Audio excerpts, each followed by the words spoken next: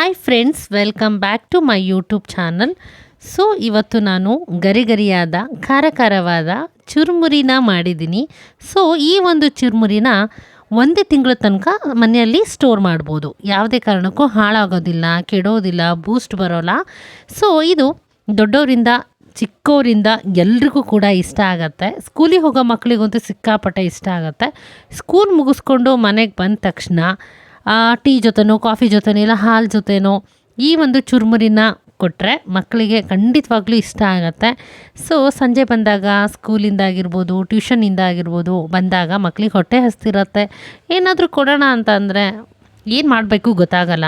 ಅಂಥ ಟೈಮಲ್ಲಿ ಈ ಒಂದು ಚುರುಮುರಿನ ಮಾಡಿಕೊಟ್ರೆ ಮಕ್ಕಳಿಗೆ ಖಂಡಿತವಾಗ್ಲೂ ಇಷ್ಟ ಆಗುತ್ತೆ. ಡ್ಯೂಟಿ ಮುಗಿಸ್ಕೊಂಡು ಬಂದಿರೋಂತಹ ದೊಡ್ಡವರಿಗೆ ಈ ಒಂದು ಚುರುಮುರಿ ಒಳ್ಳೆ ಸ್ನ್ಯಾಕ್ಸಾಗಿ ಕೂಡ ವರ್ಕ್ ಮಾಡುತ್ತೆ. ಇದುವರೆಗೂ ನನ್ನ ಚಾನಲ್ನ ಸಬ್ಸ್ಕ್ರೈಬ್ ಮಾಡದೇ ಇರೋರು ಪ್ಲೀಸ್ ಸಬ್ಸ್ಕ್ರೈಬ್ ಮಾಡಿ, ಪಕ್ಕದಲ್ಲಿ ಕಾಣುವಂತಹ ಬೆಲ್ ಐಕನ್ನ ಪ್ರೆಸ್ ಮಾಡೋದ್ರ ಜೊತೆಗೆ ನನ್ನ ಹಾಗೂ ನಾನು ಮಾಡುವಂತಹ ವಿಡಿಯೋಗಳಿಗೆ ನಿಮ್ಮ ಸಪೋರ್ಟ್ ಸಹಕಾರ ಸದಾಕಾಲ ಇರಲಿ ಅಂತೇಳಿ ನಾನು ಕೇಳ್ಕೊತೀನಿ. ಸೊ ಹಾಗಾದರೆ ತುಂಬ ಲೇಟ್ ಮಾಡಿದೆ, ಈ ಒಂದು ವಿಡಿಯೋನ ಸ್ಟಾರ್ಟ್ ಮಾಡೋಣ. ಇದಕ್ಕೆ ಬೇಕಾಗಿರುವಂತಹ ಇಂಗ್ರೀಡಿಯೆಂಟ್ಸ್ ಸಿಕ್ಕಾಪಟ್ಟೆ ಸಿಂಪಲ್, ಈಸಿಯಾಗಿ ಮಾಡ್ಬೋದು. ಕಮ್ಮಿ ಪದಾರ್ಥನ ಯೂಸ್ ಮಾಡಿ ಟೇಸ್ಟಿ ಫುಡ್ನ ರೆಡಿ ಮಾಡೋದು ಅಂತಂದರೆ ಈ ಒಂದು ಚುರುಮುರಿ ಮಸಾಲೆ ಅಂತ ಹೇಳ್ಬೋದು. ಸೊ 1 ತಿಂಗಳಿಟ್ರೂ ಏನೂ ಆಗೋದಿಲ್ಲ. ಹಾಗಾದರೆ ನೀವು ಮನೆಯಲ್ಲಿ ಮಾಡಿಕೊಂಡು ತಿಂತೀರಾ ಅನ್ನೋ ಒಂದು ನಂಬಿಕೆ ನನಗಿದೆ.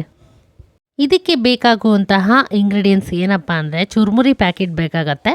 ಅದು ಉಪ್ಪು ಮಂಡಕ್ಕಿ ಯೂಸ್ ಮಾಡಿದರೆ ಒಳ್ಳೆಯದು. ಉಪ್ಪುಲೆಸ್ ಮಂಡಕ್ಕಿ ಬರುತ್ತೆ, ಅದು ಬೇಡ, ಉಪ್ಪು ಮಂಡಕ್ಕಿನ ಯೂಸ್ ಮಾಡಿ. ಸೊ ಹಾಗಾದರೆ ಏನೇನು ಐಟಮ್ ಬೇಕು ಅಂತ ಹೇಳ್ತೀನಿ ನೋಡಿ. ಬೆಳ್ಳುಳ್ಳಿ ತೊಗೊಂಡಿದ್ದೀನಿ. ಇದು ಒಂದು 8ರಿಂದ 10 ಬೆಳ್ಳುಳ್ಳಿ ಸಿಪ್ಪೆನ ಬಿಡಿಸಿ ಜಜ್ಜಿಟ್ಕೊಂಡಿದ್ದೀನಿ. ಇದ್ರ ಜೊತೆಗೆ ಕರಿಬೇವಿನ ಸೊಪ್ಪು ತೊಗೊಂಡಿದ್ದೀನಿ, ಅಂದರೆ ಕರಿಬೇವಿನ ಎಲೆಗಳನ್ನು ತೊಗೊಂಡಿದ್ದೀನಿ. ಇದು ಸ್ವಲ್ಪ ಜಾಸ್ತಿನೇ ತೊಗೊಂಡಿದ್ದೀನಿ. ಯಾಕೆ ಅಂತಂದರೆ ಕಣ್ಣಿಗೆ ತುಂಬ ಒಳ್ಳೆಯದು. ಸೊ ಹಾಗೆ ಒಂದು 4 ಮೀಡಿಯಮ್ ಸೈಜ್ ಈರುಳ್ಳಿ ತೊಗೊಂಡು ಮೀಡಿಯಮ್ ಸೈಜಲ್ಲಿ ಪೀಸ್ಗಳನ್ನಾಗಿ ಕಟ್ ಮಾಡಿದ್ದೀನಿ. ಇದ್ರ ಜೊತೆಗೆ ಸ್ವಲ್ಪ ಕೊತ್ತಂಬರಿ ಸೊಪ್ಪನ್ನ ತೊಗೊಂಡಿದ್ದೀನಿ. ಸೊ ಮತ್ತೆ ಬೇಕಾಗಿರೋದು ಮೇನ್ ಇಂಗ್ರೀಡಿಯೆಂಟ್ಸ್ ಏನಪ್ಪ ಅಂದರೆ ಚುರುಮುರಿ ಪ್ಯಾಕೆಟು. ನಾನು ಮೀಡಿಯಮ್ ಸೈಜಲ್ಲಿರುವಂತಹ ಒಂದು ಚುರುಮುರಿ ತೊಗೊಂಡಿದ್ದೀನಿ. ನಿಮ್ಮ ಮನೇಲಿ ಎಷ್ಟು ಜನ ಇದ್ದಾರೆ, ಎಷ್ಟು ತಿಂತಾರೆ ಅನ್ನೋದನ್ನು ನೋಡಿಕೊಂಡು ನೀವು ತಿಳ್ಕೊಂಡು ಚುರುಮುರಿ ಪ್ಯಾಕೆಟ್ನ ನೀವು ಚೂಸ್ ಮಾಡ್ಕೊಬೇಕಾಗತ್ತೆ. ಮೊದಲಿಗೆ ನಾನು ಏನು ಮಾಡಿದ್ದೀನಿ ಅಂತಂದರೆ ಸ್ಟವ್ನ ಆನ್ ಮಾಡಿ ಒಂದು ದಪ್ಪ ತಳದ ಪಾತ್ರೆ ಇಟ್ಟಿದ್ದೀನಿ, ಅಲ್ಯೂಮಿನಿಯಂ ಪಾತ್ರೆ ಇಟ್ಟಿದ್ದೀನಿ. ಏನಕ್ಕೆ ಅಂದರೆ ಇದು ಒಗ್ಗರಣೆಗೆ ಚೆನ್ನಾಗಾಗತ್ತೆ ಅಂತೇಳಿ ಸ್ವಲ್ಪ ದಪ್ಪ ತಳದ ಪಾತ್ರೆ ಅಲ್ಯೂಮಿನಿಯಂ ಇಟ್ಟಿದ್ದೀನಿ. ಇದು ಚೆನ್ನಾಗಿ ಬಿಸಿ ಆಗಬೇಕಾಗತ್ತೆ. ಬಿಸಿ ಆದ ನಂತರ ಏನು ಮಾಡಬೇಕಾಗತ್ತೆ ಅಂದರೆ ಸ್ವಲ್ಪ ಆಯಿಲ್ನ ಆ್ಯಡ್ ಮಾಡ್ತೀನಿ. ಏನೇ ಮಾಡಬೇಕಾದ್ರೂ ಒಗ್ಗರಣೆಗೆ ಆಯಿಲ್ ಬೇಕಾಗತ್ತೆ. ಸೊ ಸ್ವಲ್ಪ ಆಯಿಲ್ ಆ್ಯಡ್ ಮಾಡಿದ್ದೀನಿ. ಆ ನಂತರ ಏನು ಅಂದರೆ ಆಯಿಲ್ ಬಿಸಿ ಆದಮೇಲೆ ಬೆಳ್ಳುಳ್ಳಿ ಪೀಸ್ಗಳು ಏನಿದೆಯೋ ಅದನ್ನು ಹಾಕ್ತಾಯಿದ್ದೀನಿ. ಇದು ಸ್ವಲ್ಪ ಎಣ್ಣೆಯಲ್ಲಿ ಗರಿಯಾಗಿ ಕಲರ್ ಚೇಂಜ್ ಆಗೋ ತನಕ ಇದು ಬೆಂದ್ಕೊಬೇಕಾಗತ್ತೆ. ಸೊ ಇದರ ಹೆಸರೇ ಬಂದ್ಬಿಟ್ಟು ಬೆಳ್ಳುಳ್ಳಿ ಮಂಡಕ್ಕಿ ಅಂತ ಹೇಳ್ಬಿಟ್ಟು. ಸೊ ಈ ಒಂದು ಮಂಡಕ್ಕಿ ಸಿಕ್ಕಾಪಟ್ಟೆ ಟೇಸ್ಟ್ ಕೊಡುತ್ತೆ. ಇವಾಗ ಏನು ಮಾಡ್ತಿದ್ದೀನಿ ಅಂದರೆ ತೊಗೊಂಡಿರುವಂತಹ ಕರಿಬೇವಿನ ಎಲೆಗಳು ಏನಿದೆಯೋ ಅದನ್ನು ನಾನು ಈ ಒಂದು ಒಗ್ಗರಣೆಗೆ ಅಂದರೆ ಈ ಒಂದು ಆಯಿಲ್ಗೆ ಹಾಕ್ತಾಯಿದ್ದೀನಿ. ಇದು ಚೆನ್ನಾಗಿ ಬೆಳ್ಳುಳ್ಳಿ ಜೊತೆ ಆಯಿಲ್ ಜೊತೆ ನೀಟಾಗಿ ಗರಿಯಾಗಿ ಬೆಂದ್ಕೊಬೇಕಾಗತ್ತೆ. ಇದು ಚೆನ್ನಾಗಿ ಗರಿಯಾಗಿ ಬೆಂದ್ಕೊಂಡ ನಂತರ ಏನಾಗುತ್ತೆ ಅಂದರೆ ಮಂಡಕ್ಕಿ ತಿನ್ನಬೇಕಾದ್ರೆ ಅಂದರೆ ಚುರುಮುರಿ ತಿನ್ನಬೇಕಾದ್ರೆ ನಾಲಿಗೆಗೆ ಒಂದು ಒಳ್ಳೆ ಟೇಸ್ಟ್ ಕೊಡುತ್ತೆ. ಸೊ ಈ ಥರದ ಒಂದು ಬೆಳ್ಳುಳ್ಳಿ ಚುರುಮುರಿ ಅಂದರೆ ಬೆಳ್ಳುಳ್ಳಿ ಮಂಡಕ್ಕಿನ ಮಾಡ್ಕೊಂಡು ತಿಂದರೆ ನಿಜವಾಗ್ಲೂ ನಿಮಗೊಂದು ಒಳ್ಳೆ ಸ್ಯಾಟಿಸ್ಫ್ಯಾಕ್ಷನ್ ಕೊಡುತ್ತೆ. ಮತ್ತು ಏನಪ್ಪ ಅಂತಂದರೆ ಉಪ್ಪನ್ನು ಅಂದರೆ ಸಾಲ್ಟನ್ನು ಹಾಕಬೇಕಾದ್ರೆ ರುಚಿಗೆ ತಕ್ಕಷ್ಟು ನೋಡಿ ಸಾಲ್ಟನ್ನ ಹಾಕಬೇಕಾಗತ್ತೆ. ಯಾಕಂದರೆ ನಾವು ಯೂಸ್ ಮಾಡ್ತಾ ಇರೋ ಮಂಡಕ್ಕಿ ಬಂದ್ಬಿಟ್ಟು ಮಂಡಕ್ಕಿ ಆಗಿದೆ. ಸೊ ಹಾಗಾಗಿ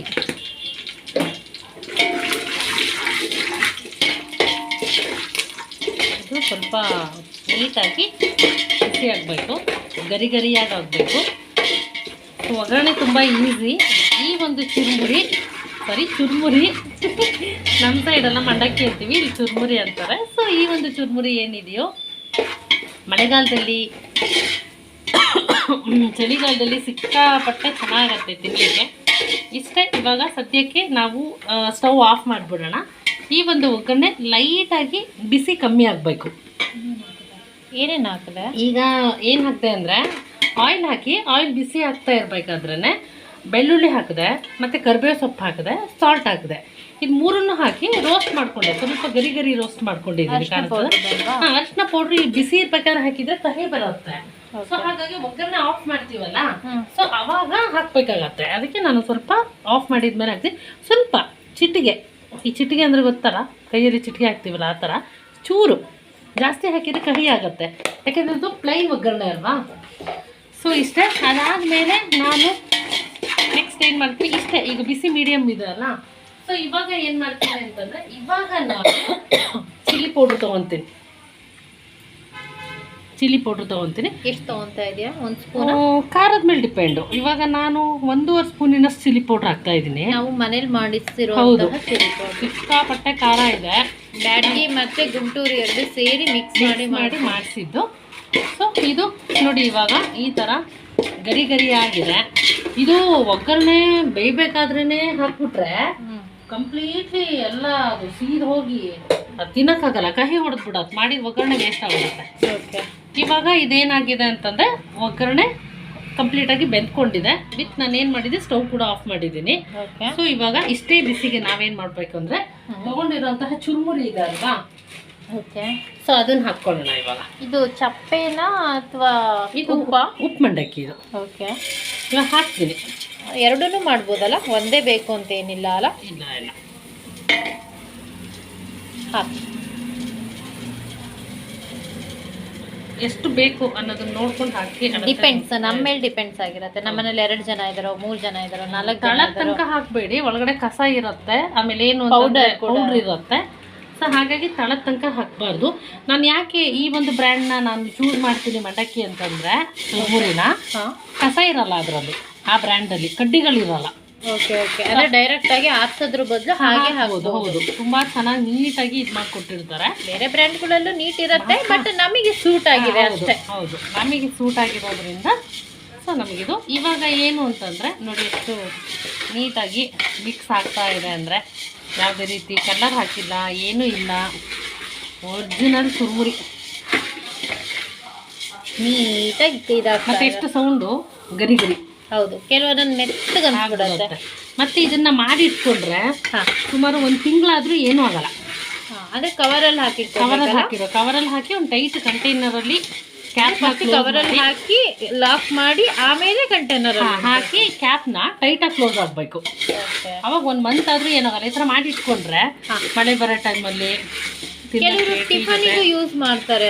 ಟಿಫನಿಗೆ ಯೂಸ್ ಮಾಡ್ತಾರೆ. ಈ ಬಯಲುಸೀಮೆ ಅಂತ ಹೇಳ್ತಾರಲ್ಲ, ಅಲ್ಲಿ ಕರ್ನಾಟಕ ಸೈಡ್ ಜಾಸ್ತಿ ಯೂಸ್ ಮಾಡ್ತಾರೆ ಮಂಡಕ್ಕಿ ಅಲ್ವಾ? ಹೌದು, ಸಿಕ್ಕಾಪಟ್ಟೆ ಇದ್ರ ಜೊತೆ ಒಂದು ಬೋಂಡಾ ಇರುತ್ತೆ, ಕಾಂಬಿನೇಷನ್ ಇರುತ್ತೆ, ಅದು ಇನ್ನೂ ಸಖತ್ತಾಗಿರುತ್ತೆ.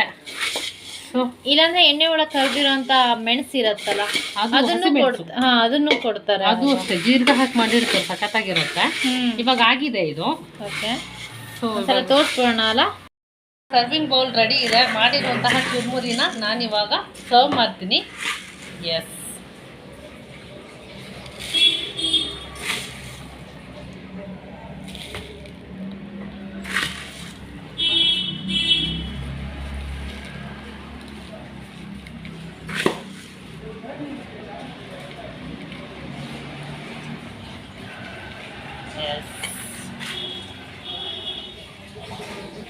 ಬೋಟ್ ಸೊ ಸರ್ವ್ ಮಾಡಿದ್ದೀನಿ. ಎಲ್ಲ ಫಿಶ್, ಇದೆಲ್ಲ ನೀರು, ಇದು ಮಾತ್ರ ಬೋಟು.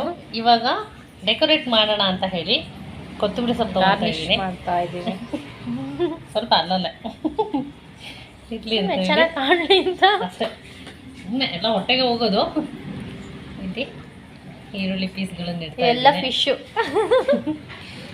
ಸೊ ಈರುಳ್ಳಿನ ಹಾಕಿ ಡೆಕೋರೇಷನ್ ಜೊತೆ ಇವಾಗ ನೋಡಿ, ಗರಿ ಗರಿಯಾದ ಚಿಲ್ಲಿ ಪೌಡರ್ ಚುರುಮುರಿ ರೆಡಿಯಾಗಿದೆ.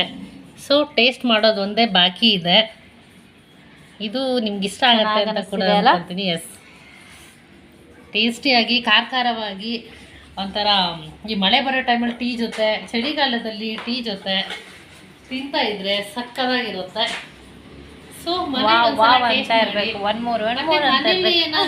ನಾನು ಹೇಳಿದೆ 1 ಮಂತ್ ತನಕ ಇಡ್ಬೋದು ಅಂತ. ಈರುಳ್ಳಿನ ಕೊತ್ತಂಬರಿ ಸೊಪ್ಪನ್ನ ಮಿಕ್ಸ್ ಮಾಡ್ದೇನೆ ಇಡಬೇಕಾಗತ್ತೆ. ಸೊ ಹಾಗಾಗಿ ನೋಡಿದ್ರಲ್ಲ ಈ ಒಂದು ವಿಡಿಯೋ ನಿಮ್ಗೆ ಇಷ್ಟ ಆಗಿದೆ, ನಾನು ಮಾಡಿರುವಂತಹ ಈ ಒಂದು ಫುಡ್ಡು ನಿಮ್ಗೆ ಇಷ್ಟ ಆಗಿದೆ ಅಂತ ನಾನು ಅನ್ಕೋತೆ. ಸಂಜೆ ಟೈಮಲ್ಲಿ ಸ್ನ್ಯಾಕ್ಸ್ ಥರ ತಿನ್ಬೋದು, ಮಕ್ಳಿಗೂ ಇಷ್ಟ ಆಗುತ್ತೆ, ದೊಡ್ಡವ್ರಿಗೂ ಇಷ್ಟ ಆಗುತ್ತೆ, ಮನೆ ಮಂದಿಗೆಲ್ಲ ಇಷ್ಟ ಆಗುತ್ತೆ. ಜೊತೆಗೆ ಏನು ಅಂತ ಅಂದರೆ ಇದು ಚಳಿಗಾಲದಲ್ಲಿ ಮಳೆಗಾಲದಲ್ಲಂತೂ ತುಂಬ ತುಂಬ ತುಂಬ ಚೆನ್ನಾಗಾಗತ್ತೆ, ಖಾರವಾಗಿರುತ್ತಲ್ಲ. ಸೊ ಹಾಗಾಗಿ ಇದ್ರ ಜೊತೆ ಒಂದು ಮಿರ್ಚಿ ಇದ್ಬಿಟ್ರೆ, ಅಂದರೆ ಏನು ಬೋಂಡಾ ಬಜ್ಜಿ ಅಂತೀವೋ ಅದಿದ್ರೆ ಇನ್ನೂ ಟೇಸ್ಟ್ ಕೊಡುತ್ತೆ. ಮಿರ್ಚಿ ಮಂಡಕ್ಕಿ, ಎಸ್, ಮಿರ್ಚಿ ಮಂಡಕ್ಕಿ ಅಂತ ಹೇಳ್ಬಿಟ್ಟು. ಆಮೇಲೆ ಏನು ಅಂತ ಅಂದರೆ ನೀವು 1 ಮಂತ್ ತನಕ ಸ್ಟೋರ್ ಮಾಡ್ಬೋದು ಅಂತ ಹೇಳಿದೆ ನಾನು. ಈರುಳ್ಳಿನ ಕೊತ್ತಂಬರಿ ಸೊಪ್ಪನ್ನ ಆ್ಯಡ್ ಮಾಡ್ದೇನೆ ಜಸ್ಟ್ ಚುರ್ಮುರಿ ಮಾತ್ರ ಇಡಬೇಕಾಗತ್ತೆ. ಕೆಲವರು ಒಗ್ಗರಣೆಗೆ ಈರುಳ್ಳಿ ಹಾಕ್ಬಿಡ್ತಾರಲ್ಲ, ಅದು ಹಾಕಿದ್ರೆ ಇಡ್ಲಿಗೆ ಬರಲ್ಲ, ಕೆಟ್ಟೋಗ್ಬಿಡುತ್ತೆ. 1 day 2 days ಅಷ್ಟೇನೆ. ಅದಕ್ಕೋಸ್ಕರನೇ ಜಸ್ಟ್ ಪ್ಲೈನ್ ಇಡಿ, ತಿನ್ಬೇಕಾದ್ರೆ ಈರುಳ್ಳಿನ ಮತ್ತೆ ಕೊತ್ತಂಬರಿ ಸೊಪ್ಪನ್ನ ಆ್ಯಡ್ ಮಾಡಿ ತಿನ್ನಿ ಅಂತ ಹೇಳ್ತೀನಿ. ಬ್ಯಾಚುಲರ್ಸಿಗೆ ತುಂಬ ಯೂಸ್ ಆಗುತ್ತೆ ಇದು. Yes, okay. ಈ ಒಂದು ಫುಡ್ ನಿಮ್ಮೆಲ್ಲರಿಗೂ ಇಷ್ಟ ಆಗಿದೆ ಅಂತ ನಾನು ಅನ್ಕೊತೀನಿ. ಇಷ್ಟ ಆದರೆ ಲೈಕ್ ಮಾಡೋದು ಮತ್ತು ಕಮೆಂಟ್ ಮಾಡೋದನ್ನು ಮರಿಬೇಡಿ. ಇದುವರೆಗೂ ನನ್ನ ಚಾನಲ್ನ ಸಬ್ಸ್ಕ್ರೈಬ್ ಮಾಡದೇ ಇರೋರು ಪ್ಲೀಸ್ ಸಬ್ಸ್ಕ್ರೈಬ್ ಮಾಡಿ, ಪಕ್ಕದಲ್ಲಿ ಕಾಣೋ ಬೆಲ್ ಐಕನ್ನ ಪ್ರೆಸ್ ಮಾಡಿ, ಲೈಕ್ ಮಾಡಿ, ಶೇರ್ ಮಾಡಿ, ಹಾಗೆ ಕಮೆಂಟ್ ಮಾಡಿ. ಇಷ್ಟೋ ತನಕ ಈ ಒಂದು ವಿಡಿಯೋ ನೋಡಿ ಸಪೋರ್ಟ್ ಮಾಡೋದಕ್ಕಾಗಿ thank you so much and love you all. ನೀವು ಒಂದ್ಸಲ ಟ್ರೈ ಮಾಡಿ ಅಷ್ಟೇ. Thank you.